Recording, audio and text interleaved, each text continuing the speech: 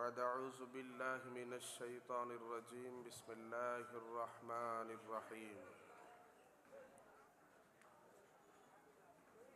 يا بني إسرائيل في الكتاب لتفسدن في الأرض مرتين ولتعلن علوا كبيرا صدق الله مولانا العظيم আওয়াজ বাড়াই দেয় এগুলো এই দুইটা বাড়াই দেয় এই দুইটা আজকের এই মোবারক মাহফিলে আল্লাহ তাআলা আমাদের সকলকে আসার বসার তৌফিক দান করেছেন। শুকরিয়াতান সকলেই কালিমাতুশ শুকর আদায় করি বলি আলহামদুলিল্লাহ। কালামে হাকিম থেকে একটি আয়াতে কারিমার অংশ আপনাদের সামনে তিলাওয়াত করেছি।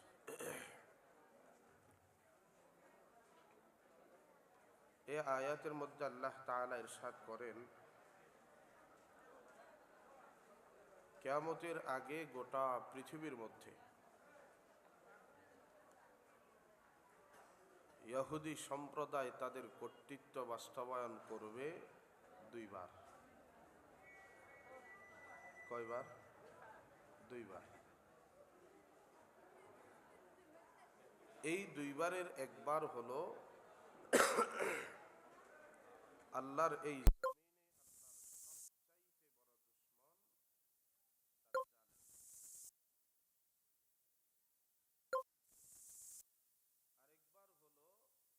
আরেকবার হলো শেষ জামানায় ইমাম মাহদী আলাইহিস সালাতু ওয়াস সালাম দুনিয়াতে আসার আগে।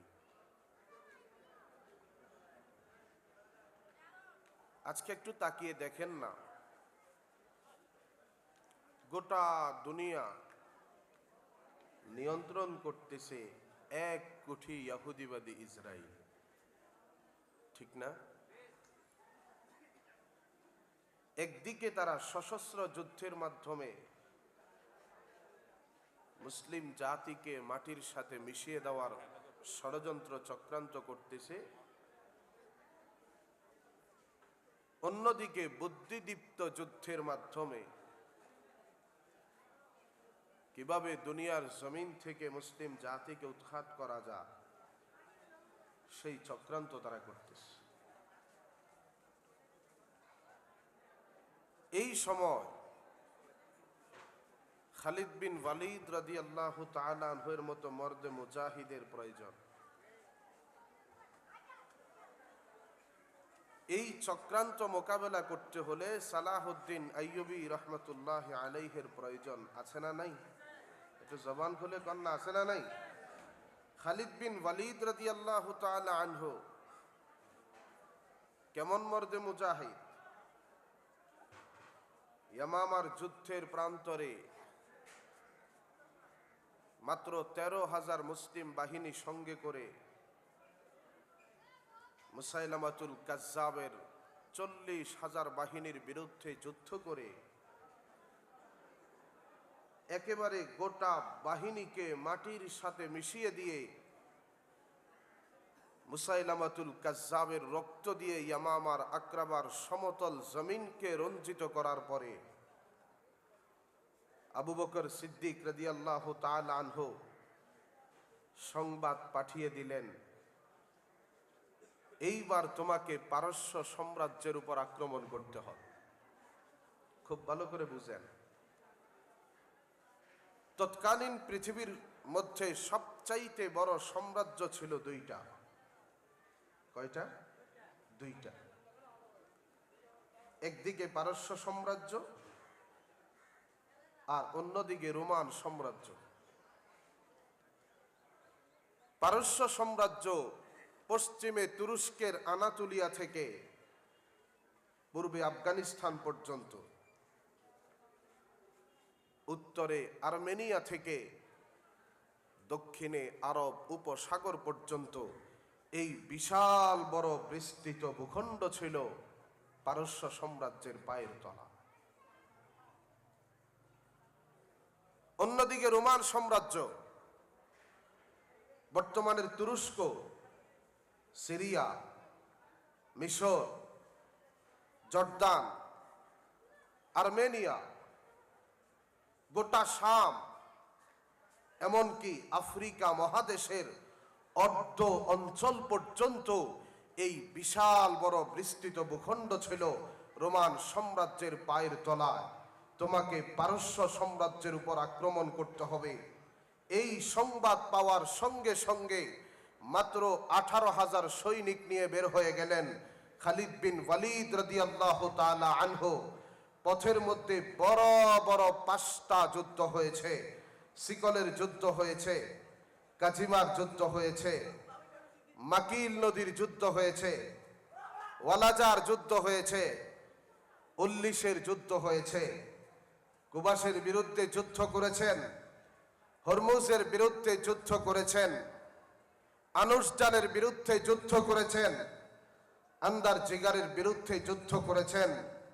বিশাল বড় বড় 5টা বাহিনীকে মাটির সাথে মিশিয়ে দেওয়ার পরে হযরতে আবু বকর সিদ্দিক রাদিয়াল্লাহু তাআলা আনহু উনি ওনার ওই যে বিজয়ের দ্বারা নির্ধারণ করে দিয়েছিলেন, ইরাকের হীরা তোমাকে বিজয় করতে হবে।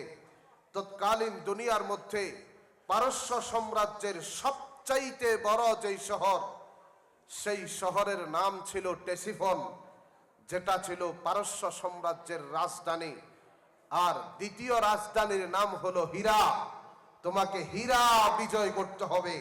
উনি মাত্র 18,000 সৈনিক নিয়ে যুদ্ধ করতে করতে বড় বড় 5টা বাহিনীকে মাটির সাথে মিশিয়ে দিয়ে, ইতিহাস তালাশ করে দেখেন, এই 5টা বাহিনীকে ধ্বংস করে 2 পাহাড় চূড়ার মধ্যবর্তী ওয়ালাজার সমতল ভূমির মধ্যে গোটা বাহিনীকে ধ্বংস করে সর্বশেষ উল্লিশের যুদ্ধের ময়দানে 70,000 পারস্য সাম্রাজ্যের রাজকীয় বাহিনীকে কাসাব নদীর তীরে দাঁড় করিয়ে তাদেরকে জবাই করে হত্যা করে কাসাব নদীর পানিকে রক্তে রঞ্জিত করে তৈরি করেছিলেন কাসাব নদীর মধ্যে এক রক্তিম স্রোত। আর সেই স্রোতের মাধ্যমে খালিদ বিন ওয়ালিদ রাদিয়াল্লাহু তাআলা আনহু মাত্র 2 মাসের ব্যবধানে সেই ইয়ামামা থেকে হীরা পর্যন্ত, ইরাক পর্যন্ত প্রায় হাজার হাজার কিলোমিটার এলাকা মাত্র 18,000 সৈনিক নিয়ে 5টা বাহিনীকে ধ্বংস করে মাত্র 2 মাসের ব্যবধানে হীরা বিজয় করে পারস্য সাম্রাজ্যের মেরুদণ্ড ভেঙে দিয়েছিলেন। সবাই একটু জবান খুলে কন্যা সুবহানাল্লাহ, একটু জবান খুলে কন্যা সুবহানাল্লাহ। এইবার খলিফা আবু বকর সিদ্দিক রাদিয়াল্লাহু তাআলা আনহু আবারও পত্রের মাধ্যমে সংবাদ পাঠিয়ে দিলেন, এইবার তোমাকে রোমান সাম্রাজ্যের উপর আক্রমণ করতে হবে। সাহাবী আবু উবাদা ইবনুল জাররাহ রাদিয়াল্লাহু তাআলা আনহু, সুরাহবিল ইবনে আমর রাদিয়াল্লাহু তাআলা আনহু, হযরত ইয়াজিদ রাদিয়াল্লাহু তাআলা আনহু যুদ্ধের মাধ্যমে তারা বিজয় করতে করতে সিরিয়ার উত্তরের ইমেসা পর্যন্ত তারা দখল করে নিয়েছে। তৎকালীন রোমান সম্রাট হেরাক্লিয়াস সেই দেখল যে যেভাবে বিজয় দ্বারা অব্যাহত আছে, এভাবেই যদি চলতে থাকে তাহলে দেখা যাবে এক পর্যায়ে গোটা রোমান সাম্রাজ্য মুসলিম বাহিনীর হাতে চলে গেছে। সেই চিন্তা করলো গোটা দুনিয়ার খ্রিস্টান সাম্রাজ্যের রাজধানী কুস্তুনতুনিয়া তথা কনস্টান্টিনোপল, এই কনস্টান্টিনোপল অচিরেই মুসলিম বাহিনীর হাতে চলে যাবে। কনস্টান্টিনোপলকে রক্ষা করতে হলে, গোটা রোমান সাম্রাজ্যকে রক্ষা করতে হলে বিশাল বড় একটা বাহিনী প্রস্তুত করে মুসলিম বাহিনীর বিরুদ্ধে এমন পাল্টা একটা আক্রমণ রচনা করতে হবে, যেই আক্রমণের মাধ্যমে মুসলিম বাহিনীকে এমন চরম একটা শিক্ষা প্রদান করা হবে, যেই শিক্ষা পাওয়ার পর মুসলিম বাহিনী আর কোনোদিন রোমান সাম্রাজ্যের দিকে চোখ তুলে তাকাবার পর্যন্ত সাহস পাবে না। এই চিন্তা করে সম্রাট হেরাক্লিয়াস প্রায় 2,20,000 বিশাল বড় একটা বাহিনী প্রস্তুত করেছিল। 5 জন বড় বড় সেনা কমান্ডারদেরকে দায়িত্ব দিয়ে তৎকালীন আর্মেনিয়ার রাজা মাহানকে সর্বাধিনায়কের দায়িত্ব দিয়ে পাঠিয়ে দিলেন জর্দানের ইয়ারমুকের সমতল ভূমির মধ্যে। ঐতিহাসিকগণ বলেন মুসলিম বাহিনী আবু উবাদা ইবনুল জাররাহ রাদিয়াল্লাহু তাআলা আনহু, হযরতে খালিদ বিন ওয়ালিদ রাদিয়াল্লাহু তাআলা আনহুর নেতৃত্বে মাত্র 40,000 মুসলিম বাহিনী যুদ্ধের ময়দানের মধ্যে দাঁড়িয়ে গেলেন। এক পাশে দেখা যাচ্ছে অবিশ্বাসীদের 2,20,000 বাহিনী, আর অন্য পাশে মাত্র 40,000 জানবাজ মর্দে মুজাহিদ মুসলমান। যুদ্ধ যখন শুরু হয়ে গেল, গোটা যুদ্ধের ময়দানের মধ্যে তলোয়ারের ছিকছিক আলো ছাড়া, নারায়ে তাকবীর আল্লাহু আকবারের আওয়াজ ছাড়া, গোটা যুদ্ধের ময়দানের মধ্যে আঘাত আর তলোয়ারের আওয়াজ ছাড়া কোনো কিচ্ছু শোনা যাচ্ছিল না। একটানা 6 দিন পর্যন্ত যুদ্ধটা চলতেছিল। প্রথম দিন যুদ্ধে তারা আক্রমণ রচনা করেছে, আর মুসলিম বাহিনী তাদের আক্রমণ প্রতিহত করেছে। দ্বিতীয় দিন আবারও তারা আক্রমণ রচনা করেছে, আবারও মুসলিম বাহিনী তাদের আক্রমণ প্রতিহত করেছে। তৃতীয় দিন আবারও তারা আক্রমণ রচনা করেছে, মুসলিম বাহিনী আবারও তাদের আক্রমণ প্রতিহত করেছে। এক একটা করে 3 দিন পর্যন্ত আক্রমণ রচনা করবার পরে মাত্র 40,000 মুসলিম বাহিনীর বিরুদ্ধে তারা যখন বিজয় লাভ করতে পারে নাই, তৎকালীন আর্মেনিয়ার রাজা মহান সর্বাধিনায়ক সেই তার বড় বড় 5 জন সেনা কমান্ডারদেরকে ডেকে তাদেরকে তিরস্কার করতে শুরু করলো, তাদেরকে বৎসনা করতে শুরু করলো, আর ডাক দিয়া বলতেছে, দেখো এত বড় বিশাল রাজকীয় বাহিনী তোমাদের সঙ্গে আছে, মাত্র 40,000 মুসলিম বাহিনীর বিরুদ্ধে যুদ্ধ করে তোমরা বিজয় লাভ করতে পারো নাই, তোমাদের তো লজ্জা থাকা দরকার। সেই যখন তাদেরকে তিরস্কার করতেছিল, তাদেরকে যখন বৎসনা করতেছিল, তখন 5 জন বড় বড় সেনা কমান্ডার হাতের মধ্যে হাত রেখে শপথ গ্রহণ করেছে, আগামীকালকের যুদ্ধ হবে জয় পরাজয়ের যুদ্ধ, আগামীকালকের যুদ্ধ হবে চূড়ান্ত যুদ্ধ। এই যুদ্ধে একটা বাহিনী মাটির সাথে মিশিয়ে যাবে, আর আরেকটা বাহিনী গোটা শাম দেশের মালিক হয়ে যাবে।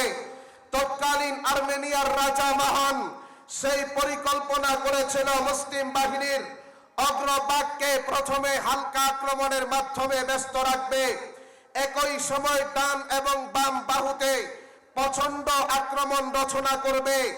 প্রচন্ড আক্রমণের মুখে যেই কোন একটা বাহুর মধ্যে যদি ভাঙন দেখা দেয়, খালিদ বিন ওয়ালিদের নেতৃত্বে মুসলিম বাহিনীর মওজুদ শক্তি ছিল সীমিত মাত্র 4,000 দ্রুতগামী অশ্বারোহী বাহিনী। তিনি যখন সেই বাহুকে সাহায্য করতে ওই অশ্বারোহী বাহিনী নিয়ে দৌড় দিয়ে এগিয়ে আসবেন, আর অন্যদিকে আরেকটা বাহিনী যখন একা হয়ে যাবে, তাদেরকে সহযোগিতা করবার মতো অবশিষ্ট যখন কেউ বাকি থাকবে না, সেই কঠিন মুহূর্তে সেই বাহুর উপর পাল্টা আক্রমণ রচনা করে মুসলিম বাহিনীর সেই বাহুটাকে ভেঙে গোটা 40,000 মুসলিম বাহিনীকে গিলে ফেলার পরিকল্পনা করেছিল। ঐতিহাসিকগণ বলেন ডান বাহুতে ছিল আমর ইবনুল আস রাদিয়াল্লাহু তাআলা আনহু, ওনার পাশেই ছিল সুরাহবিল ইবনে আমর রাদিয়াল্লাহু তাআলা আনহু। প্রথমেই তারা ডান বাম বাহুতে প্রচন্ড আক্রমণ রচনা করেছিল। মুসলিম বাহিনী জীবনের মায়া ত্যাগ করে তাদের আক্রমণ প্রতিহত করতেছে, কিন্তু না বেশিক্ষণ তাদের আক্রমণ প্রতিহত করতে পারে নাই। অচিরেই তাদের দম ফুরিয়ে আসে, তাদের স্নায়ু অঙ্গ প্রত্যঙ্গের উপর অসহনীয় চাপের সৃষ্টি হয়। ঐতিহাসিকগণ বলেন মুসলিম বাহিনীর ডান বাহুতে যারা ছিল, যুদ্ধের পরিস্থিতি সামাল দিতে না পেরে তারা ক্যাম্পের দিকে পেছনের দিকে তারা ছুটে পালিয়ে যেতেছিল। সেই কঠিন সময় খালিদ বিন ওয়ালিদ রাদিয়াল্লাহু তাআলা আনহু ওই দৃশ্যটা দেখে চিন্তা করলেন, আমাকে এখন সেই বাহুতে সহযোগিতা করতে হবে। এই চিন্তা করে 4,000 অশ্বারোহী বাহিনী নিয়ে তিনি মুসলিম বাহিনীর ডান বাহুতে চলে গেলেন। খালিদ যখন ডান বাহুতে চলে গেছে, ওইদিকে আর্মেনিয়ার রাজা মহান সেই পাহাড়ের চূড়ায় উঠে যুদ্ধের অবস্থা দেখতেছিল। সেই যখন দেখতে পেল মুসলিম বাহিনীর বাম বাহুটা একেবারে খালি সহযোগিতা করবার মতো কেউ নাই। তারা সেখানে গ্রেগরি এবং দিরজানের 1,20,000 বাহিনীর বিরুদ্ধে মাত্র 9,000 জানবাজ মধ্যে মুজাহিদ তারা যুদ্ধ করতেছিল। এই মুসলিম যোদ্ধারা পাথরের মতো শক্ত হয়ে দাঁত কামড়ে তারা যুদ্ধের ময়দানের মধ্যে দাঁড়িয়ে থাকে। অসংখ্য তীরের আঘাত, তলোয়ারের আঘাত তারা প্রতিহত করতে থাকে। এই দৃশ্য দেখে আর্মেনিয়ার রাজা মাহান সেই তার সৈন্যবাহিনীদেরকে ডাক দিয়া বলেছিল, এইবার তোমরা তীর নিক্ষেপ করতে শুরু করো। যখন হাজার হাজার লক্ষ লক্ষ যোদ্ধা একসাথে তীর নিক্ষেপ করতে শুরু করলো, ঐতিহাসিকগণ লিখেছেন সেই দিন তাদের তীরের প্রচন্ডতা এতটাই বেশি ছিল, ঘনত্ব এতটাই বেশি ছিল, সূর্যের আলো পর্যন্ত অন্ধকার হয়ে গেছে। মুসলিম বাহিনীর প্রতিটা প্রান্ত থেকে চিৎকারের আওয়াজ আর বিলাপের আওয়াজ ভেসে আসতেছে। কেউ বলতেছে আমার চোখ চলে গেল, কেউ বলতেছে আমার নাক চলে গেল, কেউ বলতেছে আমার হাত চলে গেল, কেউ বলতেছে আমার বুক চলে গেল। 500 যোদ্ধা এক একটা করে তাদের চোখ হারিয়েছেন। 3,000 মর্দে মুজাহিদ জায়গায় তারা শহীদ হয়ে গেছেন। এই কঠিন মুহূর্তে মুসলিম বাহিনী যুদ্ধের অবস্থান ধরে রাখতে না পেরে তারাও যখন পেছনে সরে যাচ্ছিল, সেই কঠিন মুহূর্তে আবু জাহালের সন্তান ইকরামা, হযরত ইকরামা রাদিয়াল্লাহু তাআলা আনহু 2 হাত দিয়ে তলোয়ার ঠেকাইতেছিলেন আর ডাক দিয়া বলতেছিলেন, আমার সাথী সঙ্গীরা, আজকে আমি শাহাদাতের শপথ গ্রহণ করলাম, যতক্ষণ আমার ধমনীতে 1 ফোঁটা রক্ত থাকবে, আমার দেহে যতক্ষণ প্রাণ থাকবে, আমি কোন অবস্থায় যুদ্ধের ময়দান ছেড়ে পালিয়ে যাব না। আমার সাথে শাহাদাতের শপথ নিয়ে যুদ্ধের ময়দানের মধ্যে যুদ্ধ করতে পারবা। কারা কারা যুদ্ধের ময়দানের মধ্যে ঝাঁপিয়ে পড়ো। ঐতিহাসিকগণ লিখেছেন তিনি যখন ডাক দিলেন তার সাথে আরো 400 মুসলিম মর্দে মুজাহিদ একতাবদ্ধ হয়ে যুদ্ধের ময়দানের মধ্যে ঝাঁপিয়ে পড়েছেন। এই 400 যোদ্ধার মধ্যে কেউ তারা প্রাণে বাঁচতে পারে নাই, সবাই শহীদ হয়ে গেছে। কিন্তু তারা শহীদ হয়ে যাওয়ার আগেই কাফেরদের অনেক ক্ষতি করতে তারা সক্ষম হয়েছে। তাদের জানবাজ যুদ্ধ থেকে ওই যে তাবুর দিকে যারা পালিয়ে গিয়েছিল তারাও যুদ্ধের ময়দানের মধ্যে ঝাঁপিয়ে পড়েছে। এমনকি তাবু থেকে নারীরা পর্যন্ত উন্মুক্ত তলোয়ার নিয়ে যুদ্ধের ময়দানের মধ্যে ঝাঁপিয়ে পড়েছে। পুরুষদের কাঁধে কাঁধ কাঁধ মিলিয়ে তারাও যুদ্ধ করতেছে আর ডাক দিয়া বলতেছে, নারীদেরকে পর্যন্ত পুরুষদের সাথে কাঁধে কাঁধ মিলে যুদ্ধ করতে দেখে 1,20,000 গ্রেগরি এবং দিরজানের বাহিনী তারা যুদ্ধের ময়দানের মধ্যে টিকে থাকতে পারে নাই। সব কিছু পেছনে রেখে আগের অবস্থানে তারা ফিরে গেছে। অসংখ্য চেষ্টা করেও মুসলিম বাহিনীর ডান বাম বাহু কোনটা তারা বাঁধতে পারে নাই। এরপরে 5ম দিন চলে গেল। শ্রেষ্ঠতম দিনে মাত্র 34,000 মর্দে মুজাহিদ মুসলমান, সেই দিন তাদের অন্তরের মধ্যে প্রতিশোধের আগুন দাউ ধাউ করে জ্বলতেছিল। খালিদ বিন ওয়ালিদের পরিকল্পনায় মাত্র 1 দিনের যুদ্ধে 1,20,000 রোমান রাজকীয় বাহিনীকে ইয়ারমুকের সমতল ভূমির মধ্যে তাদেরকে কচকাটা করে, তাদেরকে হত্যা করে, তাদের রক্ত দিয়ে ইয়ারমুকের সমতল জমিনকে রঞ্জিত করে সেই খালিদ বিন ওয়ালিদের নেতৃত্বে মুসলিম বাহিনী রোম সাম্রাজ্যের রাজা সম্রাট হেরাক্লিয়াসের যে আকাশচুম্বী দাম্ভিকার অহংকার ছিল, সেই অহংকারের উপর চিরতরে কবর রচনা করে মুসলিম বাহিনী সেই দিন ইয়ারমুকের সমতল ভূমির মধ্যে আমার আল্লাহ পাকের কালেমার ঝান্ডা উত্তোলন করেছিল। সবাই একটু জবান খুলে কন্যা সুবহানাল্লাহ, একটু জবান খুলে কন্যা সুবহানাল্লাহ বলেন। সেই খালিদ বিন ওয়ালিদের দরকার আছে না নাই? সবাই একটু জবান খুলে কন্যা আছে না নাই? সেই আমর ইবনুল আস রাদিয়াল্লাহু তাআলা আনহুর মতো মর্দে মুজাহিদের প্রয়োজন আছে না নাই? আরো জোরে কন্যা আছে না নাই? হযরত ইকরামা রাদিয়াল্লাহু তাআলা আনহু, যিনি ছিলেন আবু জাহালের সন্তান।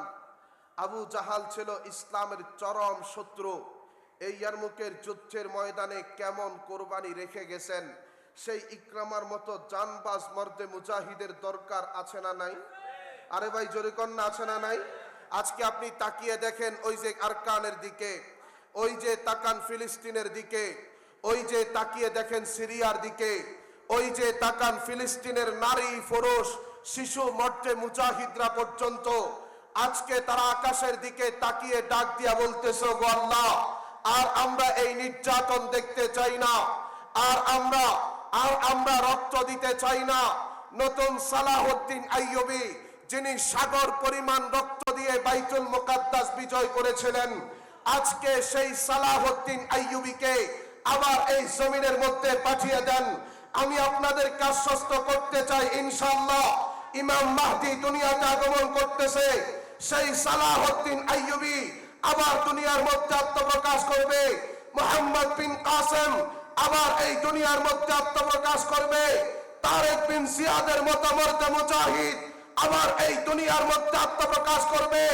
হযরতে খালিদ বিন ওয়ালিদের মতো সেনা কমান্ডার, আমর ইবনুল আস রাদিয়াল্লাহু তাআলা আনহুর মতো, হযরতে ইয়াসিদ রাদিয়াল্লাহু তাআলা আনহুর মতো, সুরাহবিল ইবনে আমর রাদিয়াল্লাহু তাআলা আনহুর মতো, ইকরামা ইবনে আবু জাহালের মতো, হযরতে কাকা ইবনে আমর রাদিয়াল্লাহু তাআলা আনহুর মতো, তুলাইহা বিন খুয়াইলিদের মতো, মুসান্না ইবনুল হারিসার মতো, হযরতে মুআন্না ইবনুল হারিসার মতো, দিরার ইবনে আল আজওয়ারের মতো, কাকা ইবনে আমরের মতো, হযরতে সাদ ইবনে আবি ওয়াক্কাসের মতো, হযরতে আলী রাদিয়াল্লাহু তাআলা আনহুর মতো জানবাজ কমান্ডার সারা যোদ্ধারা আবার এই দুনিয়ার মধ্যে আত্মপ্রকাশ করবে।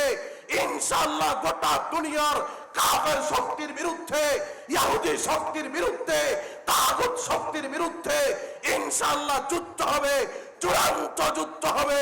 ইনশাআল্লাহ আল্লাহর এই জমিনে আল্লাহর সত্য দিন আবার প্রতিষ্ঠিত হবে, আল্লাহর সত্য খেলাফত আবার প্রতিষ্ঠিত হবে। ইনশাআল্লাহ সেই আসন্ন বিজয়ে ইমাম মাহদীর সৈনিক হয়ে কাঁধে কাঁধ মিলিয়ে সেই যুদ্ধে অংশগ্রহণ করার মন মানসিকতা আমরা লালন করি তো ইনশাআল্লাহ। কারা কারা করি দুই হাত দেখান তো।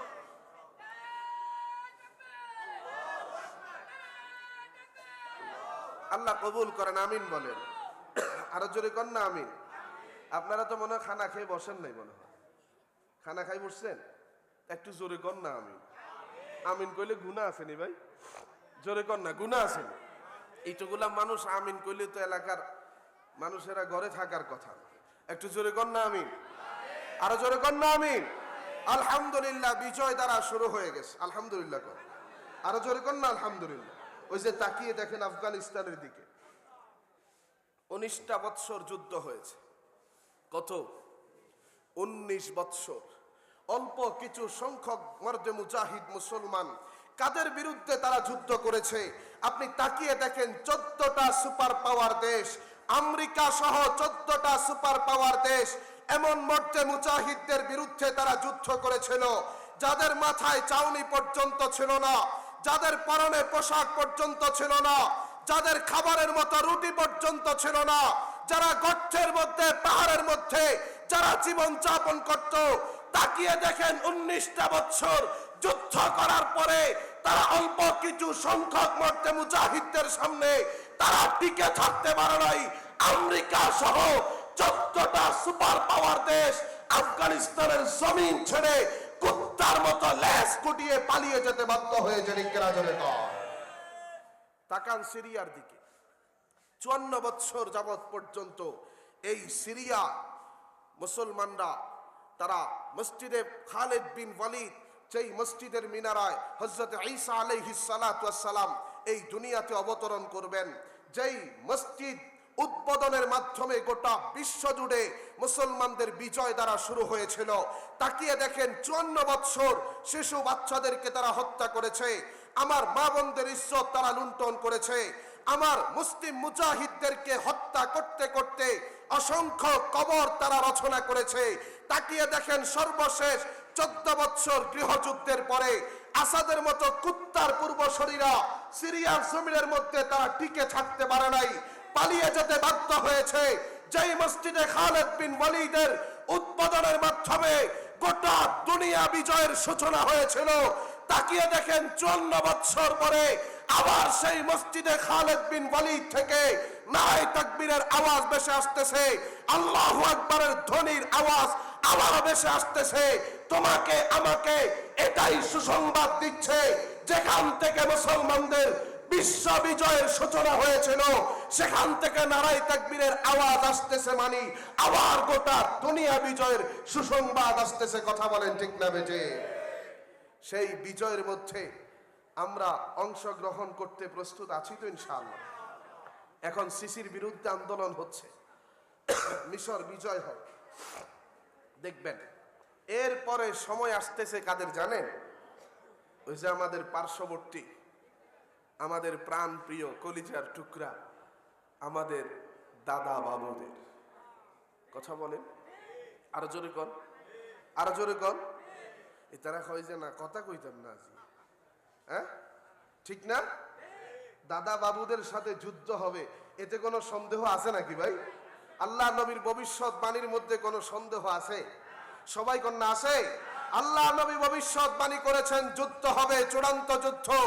এই হিন্দুস্তানি যুদ্ধে যারা শহীদ হবে আল্লাহ তাদের জন্য জান্নাত অবধারিত করে রেখেছেন। আল্লাহ নবী তাদের জন্য তাদেরকে বদরি শহীদদের সাথে তুলনা করেছেন। যুদ্ধ হবে, চূড়ান্ত যুদ্ধ। এই যুদ্ধে আমরা জান্নাতের আশায় শাহাদাত বরণ করব, জীবন দেব ইনশাআল্লাহ। যুদ্ধ হবে, চূড়ান্ত যুদ্ধ। এই যুদ্ধে তারা যেমন মারা যাবে মুসলমানরাও মারা যাবে, তারা যেমন খেলা খেলবে মুসলমানরাও খেলা খেলবে। কাজেই আমাদের কষ্টের ভয় দেখিয়ে লাভ নাই, সৈন্য সংখ্যার ভয় দেখিয়ে কোনো লাভ নাই। ইনশাআল্লাহ যুদ্ধ হবে, চূড়ান্ত যুদ্ধ। বিজয় কিন্তু তাদের হবে না, এই যুদ্ধে চূড়ান্ত বিজয় হবে মুসলমানের। কথা বলেন ঠিক না বেটে? চূড়ান্ত বিজয় কার? জোরে কন্যা কার?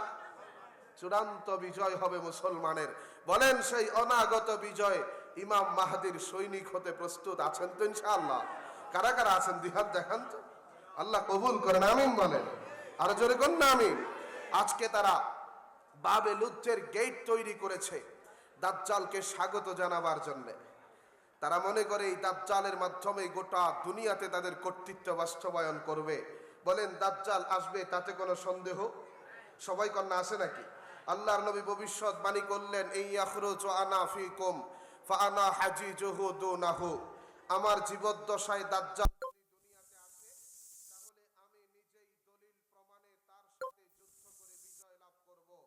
ওয়ালাস্তু ফিকুম ফাআমরুন হাজিজু নাফসিহি। আর আমি দুনিয়া থেকে চলে যাওয়ার পরে দাজ্জাল যদি দুনিয়াতে আসে তাহলে তোমরা প্রত্যেকেই যার যার দলিল প্রমাণে তার সাথে যুদ্ধ করে বিজয় লাভ করবে। ওয়াল্লাহু খলিফাতি আলা কুল্লি মুসলিম। শোনো, দাজ্জালের মোকাবেলায় তোমরা কিন্তু একা নয়। আল্লাহ তাআলা প্রত্যেকটা মুমিন মুসলমানকে সাহায্য করবেন, সহযোগিতা করবেন। আল্লাহর নবী বলতেছেন আমিও সহযোগিতা করি। শোনো দাজ্জাল কেমন হবে। ইন্নাহু শাবুন কাতাতুন আইনুহু তাফিয়াতুন। দাজ্জাল হবে টকবকে একজন যুবক, চুলগুলা হবে কোকড়ানো, চোখ হবে কানা, দাঁত হবে মুখের বাহির পর্যন্ত লম্বা। তানামু আইনা ওয়ালা ইয়ানামু কলবি। তার চক্ষু ঘুমাবে, অন্তর কিন্তু ঘুমাবে না, জাগ্রত থাকবে। আল্লাহর নবী আলাইহিস সালাতু ওয়াস সালাম বলেন ফামান আদরাকা মিন কালা। আসার পথে বিশাল বড় বড় জনপদ শহর সবকিছু ধ্বংস করে মাটির সাথে মিশিয়ে দেবে। সাহাবাই কেরামরা প্রশ্ন করতেছেন ওয়ামা লুফসুহু ফিল আরদে। দুনিয়াতে দাজ্জাল কতদিন বসবাস করবে? আল্লাহর নবী বলতেছেন আরবাউনা ইয়াওমান। 40 দিন বসবাস করবে, 40 দিন। ইয়াউমুন কাসানাতিন। এই 40 দিনের প্রথম দিন হবে 1 বৎসরের সমান। ওয়া ইয়াউমুন কাশাহরিন। আর দ্বিতীয় দিন হবে 1 মাসের সমান। ওয়া ইয়াউমুন কাজুমাআতিন। আর তৃতীয় দিন হবে 1 সপ্তাহের সমান। ওয়াসাইরু আইয়ামিহি কাআইয়ামিকুম।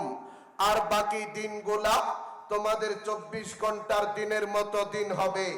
সাহাবাই কেরামরা প্রশ্ন করতেছেন, ফাদালিকাল ইয়াউমুল্লাযী কাসানা আয়াকফিনা ফিহি সালাতু ইয়াউমিন। ওগো রাসূল, যেই দিনটা 1 বৎসরের সমান হবে, সেই দিনকে আমাদের জন্য শুধুমাত্র 5 ওয়াক্ত হবে? আল্লাহর নবী বলতেছেন, না। ওকদরু লাহু কদরা, তোমরা সবাই চিন্তা গবেষণা করে সময় নির্ধারণ করেই 5 ওয়াক্ত নামাজ আদায় করে নেবে। আবার তারা প্রশ্ন করতেছে, ওয়ামা ইসরাউহু ফিল আরদে, দুনিয়াতে দাজ্জালের গতি কেমন হবে? আল্লাহর নবী বলতেছেন, কাল গাইসে ইস্তাদবারাতুর রিহ, ওই মেঘের মতো যেই মেঘের পশ্চাতে পেছনে প্রবল বায়ু আছে, সেই মেঘের গতি যেমন, দাজ্জালের গতিও তেমন হবে। আল্লাহ তাকে এতটাই শক্তি দিবেন, এতটাই পাওয়ার দিবেন, আসমান তার কথা শুনবে, জমিন তার কথা শুনবে। তার এক হাতে থাকবে আগুন, আরেক হাতের মধ্যে থাকবে পানি। এক হাতে থাকবে জান্নাত, আরেক হাতের মধ্যে জাহান্নাম। হাদিসের মধ্যে আছে, এসেই সর্বপ্রথম একটা সম্প্রদায়ের কাছে যাবে, তাদেরকে ডাক দিয়া বলবে, আনা রব্বুকুমুল আ'লা, আমি হলাম সবচাইতে বড় খোদা, আমাকে মানো, আমাকে বিশ্বাস করো। ওই সম্প্রদায়ের মানুষগুলা দাজ্জালের শক্তি আর পাওয়ার দেখে তার উপর ঈমান নিয়ে আসবে। সঙ্গে সঙ্গে দাজ্জাল খুশি হয়ে আসমানকে ডাক দিয়া বলবে, আসমান বৃষ্টি বর্ষণ করো। মুহূর্তের মধ্যে আসমান দাজ্জালের কথা শুনে বৃষ্টি বর্ষণ শুরু করে দিবে। ওয়াল আরদা ফাতুমবিত, আর জমিনকে ডাক দিয়া বলবে, জমিন ফসলাদি উৎপন্ন করো। জমিন ফসলাদি উৎপন্ন করা শুরু করে দিবে। হাদিসের মধ্যে আছে, দাজ্জালের উপর ঈমান আনার কারণে ওই সম্প্রদায়ের মানুষগুলা খুশিতে হাসিতে স্বাচ্ছন্দ্যে জীবন যাপন করবে, কোনো অভাব বলতে কিচ্ছুই তাদের কাছে থাকবে না। এরপরে আরেকটা সম্প্রদায়ের কাছে যাবে, তাদেরকেও ডাক দিয়া বলবে, আনা রব্বুকুমুল আ'লা, আমি হলাম বড় খোদা, আমাকে মানো, আমাকে বিশ্বাস করো। কিন্তু ওই সম্প্রদায়ের মানুষগুলা হবে সত্যিকার অর্থে ঈমানদার, তারা তার কথা প্রত্যাখ্যান করে দিবে। ফায়ুসবিহুনা মুমহিলিনা ওয়ালাইসা বিআইদিহিম শাইউম মিন আমওয়ালিহিম, সঙ্গে সঙ্গে দাজ্জাল রাগান্বিত হয়ে ওই সম্প্রদায়ের মানুষগুলাকে দুর্ভিক্ষের মধ্যে পতিত করবে। কেমন দুর্ভিক্ষ? কয় যে খাবারের মতো কোনো কিছুই তাদের হাতের মধ্যে থাকবে না। ক্ষুধার তাড়না যন্ত্রণা সহ্য করতে না পেরে তারা জমিনে চটপট করতে করতে, গড়াগড়ি করতে করতে তারা মারা যাবে। এরপরে সুম্মা ইয়ামুররু বিল খারিবা, বিশাল বড় একটা অনাবাদি জায়গা দিয়া দাজ্জাল হেঁটে যাবে। যাওয়ার সময় জমিনকে ডাক দিয়া বলবে, জমিন আখরিজি কানুজাকে, তোমার ভূগর্ভে যতগুলা ধন সম্পদ আছে সবগুলা বের করে দাও। ফাতাতবাহু কুনুজুহা কায়াসিবিন নাহাল, দাজ্জালের কথা শুনে জমিন তার ভূগর্ভের সমস্ত ধন সম্পদ বের করে দিবে। এই ধন সম্পদগুলা দাজ্জালের পেছনে এমন ভাবে ছুটতে থাকবে, যেমনি ভাবে রানী মৌমাছির পেছনে মৌমাছিরা ছুটতে থাকে। এরপরে দাজ্জাল একজন টকবকে যুবক, একজন ইমানদারের কাছে যাবে, তাকেও ডাক দিয়া বলবে, আনা রব্বুকুমুল আ'লা, আমি হলাম সবচাইতে বড় খোদা, আমাকে মানো। কিন্তু লোকটা হবে সত্যিকার অর্থে ইমানদার, সেই তার কথা প্রত্যাখ্যান করে দিবে। সঙ্গে সঙ্গে দাজ্জাল ফায়াদরিবু বিসাইফে ফায়াকতাহু কিতআতাইনে জাজলাতাইনে রামিয়াতাল গারাত, তার তলোয়ারটি আঘাত করে লোকটাকে দ্বিখণ্ডিত করবে। এরপরে উভয়টা খণ্ডকে নিক্ষিপ্ত তীরের দূরত্ব সমপরিমাণ দূরে নিয়ে নিক্ষেপ করবে। হাদিসের মধ্যে আছে, সেখান থেকে দাজ্জাল ডাক দিবে, কম, আমার আদেশে দাঁড়িয়ে যাও। মুহূর্তের মধ্যে দ্বিখণ্ডিত মানুষ সুস্থ সবল হয়ে হাসতে হাসতে দাজ্জালের সামনে দাঁড়িয়ে যাবে। এভাবেই গোটা দুনিয়ায় হত্যাযজ্ঞ আর ধ্বংসলীলা চালাইতে থাকবে, তার সাথে মোকাবেলাও কেউ করতে পারবে না। শুধুমাত্র কয়েকজন যুবক ছাড়া, একজনের কথা হাদিসের মধ্যে উল্লেখ আছে, আল্লাহর নবী বলতেছেন দাজ্জাল কোনোদিন মক্কা মদিনায় প্রবেশ করতে পারবে না। দাজ্জাল নিজেও বলতেছে হুমা মুহাররামাতানি আলাইয়া কিলতাহুমা, উভয়টা আমার উপর হারাম করে দেয়া হয়েছে। কুল্লামা আরাদতু মিনহা, এই দুইটার মধ্য থেকে যে কোনো একটার মধ্যে আমি যখন ঢুকতে চাইব, ইস্তাকবালানি মালাকুন বিয়াদিহি সাইফু সালতা, ফেরেশতারা উন্মুক্ত তলোয়ার নিয়ে আমার সাথে যুদ্ধ করে লড়াই করে আমাকে সেখান থেকে পাঠিয়ে দিবে। এরপরেও মক্কা মদিনায় আমি প্রবেশ করতে পারবো না। এরপরেও মদিনার পার্শ্ববর্তী বালুকাময় লবণাত্মক একটা জায়গায় দাজ্জাল অবতরণ করবে। সেখানে তার সাথে লক্ষ জনতা থাকবে। হাদিসের মধ্যে আছে মদিনা থেকে একটা মানুষ, হুয়া খাইরুন নাস আও মিন খিয়ারিন নাস, এই লোকটা মানব ইতিহাসের মধ্যে শ্রেষ্ঠ এবং উত্তম মানুষ। হাদিসের মধ্যে আছে সেই যখন দাজ্জালের সাথে দেখা করতে যাবে, পথের মধ্যেই তার সশস্ত্র বাহিনীর সাথে তার সাথে দেখা হবে। তারা প্রশ্ন করবে আইনা তামি, তুমি কোথায় যাচ্ছ? সে বলবে যে দেখো আমিদু ইলা হাদাল্লাযী খারাজা, ওই যে একটা বেঈমান বের হয়েছে, একজন মিথ্যাবাদী বের হয়েছে, প্রতারক, মানুষের ঈমান আমল ধ্বংস করতেছে, আমি একটু তাকে দেখার জন্য যাচ্ছি। তারা বলবে কেন? আওয়ামা তুমিনু বিরাব্বিনা, তুমি কি আমাদের খোদা আমাদের প্রভু দাজ্জালের উপর ঈমান আনো নাই? তখন তারা বলবে কেন? মা বিরাব্বিনা খাফাউন, আমার রব আল্লাহ তিনি গোপন না, তিনি আসমানের সৃষ্টিকর্তা, জমিনের সৃষ্টিকর্তা, কুল কায়নাতের সৃষ্টিকর্তা। ওয়াল আউয়ালু ফালাইসা ক্বাবলাহু শাই, যিনি সর্বপ্রথম ছিলেন, যার আগে আর কেউ ছিল না। ওয়াল আখির ফালাইসা বাদাহু শাই, যিনি সবার পরে থাকবেন, যার পর আর কেউ থাকবে না। ওয়াজ জাহির ফালাইসা ফাওকাহু শাই, যিনি সবার উপরে আছেন, যার উপর আর কেউ নাই। ওয়াল বাতিন ফালাইসা দুনাহু শাই, তিনি গোপনে আছেন, তিনি ছাড়া কিচ্ছু নাই। হুয়া কুল্লু শাই, গোটা দুনিয়ার নিয়ন্ত্রণ ক্ষমতা তার হাতে। বিইজনিহি রুফিআতিস সামা, তার এক নির্দেশে আসমান এভাবে দাঁড়িয়ে আছে। বিইজনিহি বুসিতাতিল আরদ, তার এক নির্দেশে জমিন এভাবে বিস্তৃত হয়েছে। বিইজনিহি জারাতিল আনহার, তার এক নির্দেশে খাল বিল নদ নদী আপন গতিতে চলতেছে।